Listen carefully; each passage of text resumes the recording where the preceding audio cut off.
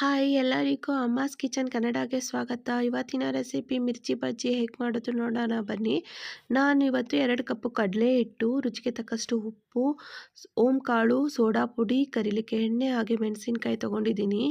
ಈ ಮೆಣಸಿನ್ಕಾಯಿನ ಈ ಥರ ತುದಿಯಲ್ಲಿ ಕಟ್ ಮಾಡಿಕೊಂಡು ನೋಡಿ, ಈ ಥರ ಕಟ್ ಮಾಡಿಕೊಂಡು ಮಧ್ಯಭಾಗದಲ್ಲಿ ಈ ಥರ ಸೀಳ್ಕೊಂಡು ಇಟ್ಕೋಬೇಕು.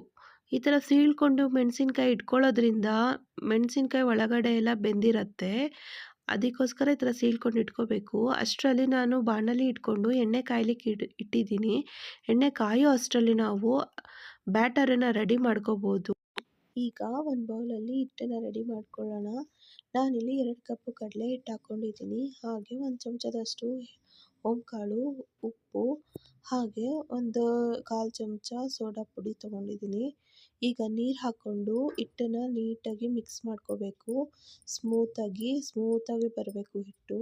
ತುಂಬ ಗಟ್ಟಿನೂ ಇರಬಾರ್ದು, ತುಂಬ ತೆಳ್ಳಗೂ ಇರಬಾರ್ದು ಹಿಟ್ಟು. ನೋಡಿ, ಈ ಥರ ಕಲಿಸ್ಕೊಂಡಿದ್ದೀನಿ ನಾನು ನೀಟಾಗಿ, ಸಾಫ್ಟಾಗಿ ಬಂದಿದೆ ಹಿಟ್ಟು.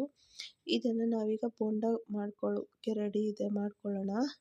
ನೋಡಿ, ಇವಾಗ ನಾವು ಬೋಂಡ ಹಾಕಬೇಕಾದ್ರೆ ಮೆಣಸಿನ್ಕಾಯಿಗೆ ಹಿಟ್ಟು ಅರ್ಧ ಮೆಣಸಿನ್ಕಾಯಿಗೆ ಮಾತ್ರ ಹಿಟ್ಟು ಹತ್ತಿರಬೇಕು, ಇನ್ನರ್ಧಕ್ಕೆ ಹಿಟ್ಟು ಹತ್ತಿರಬಾರ್ದು. ಅದನ್ನು ನಾವು ಬಟ್ಲಿಗೆ ಸವರ್ಕೋಬೇಕು ಬೋಂಡ ಹಾಕಬೇಕಾದ್ರೆ. ನೋಡಿ, ಈ ಥರ ನಾನೆಲ್ಲ ಮೆಣಸಿನ್ಕಾಯಿನೂ ಹಾಕ್ಕೋತಿದ್ದೀನಿ. ನಾವು ಮೆಣಸಿನ್ಕಾಯಿ ಆ ಥರ ಅರ್ಧ ಸವರಿ ಹಾಕಿರೋದ್ರಿಂದ ನಾವು ನೋಡಿ ಮೆಣಸಿನ್ಕಾಯಿನೂ ಬೇಯುತ್ತೆ, ಹಿಟ್ಟು ಬೇಯುತ್ತೆ. ನಾವು ಫುಲ್ಲು ಡಿಪ್ ಮಾಡಿ ಹಾಕಿದರೆ ಮೆಣಸಿನ್ಕಾಯಿ ಬೇಯಲ್ಲ, ಹಿಟ್ಟು ಮಾತ್ರ ಒಳಗಡೆ ಮೇಲ್ಗಡೆ ಬೆಂದಿರುತ್ತೆ, ಒಳಗಡೆ ಬೆಂದಿರಲ್ಲ. ಅದಕ್ಕೆ ಅರ್ಧ ಹಿಟ್ಟನ್ನು ಮಾತ್ರ ಹಾಕ್ಕೋಬೇಕು. ಆವಾಗಾದರೆ ಬೋಂಡ ಚೆನ್ನಾಗಿ ಬರುತ್ತೆ, ತುಂಬ ಚೆನ್ನಾಗಿ ಬಂದಿರುತ್ತೆ, ಟೇಸ್ಟಿಯಾಗಿರುತ್ತೆ, ತುಂಬ ಕ್ರಿಸ್ಪಿಯಾಗಿರುತ್ತೆ.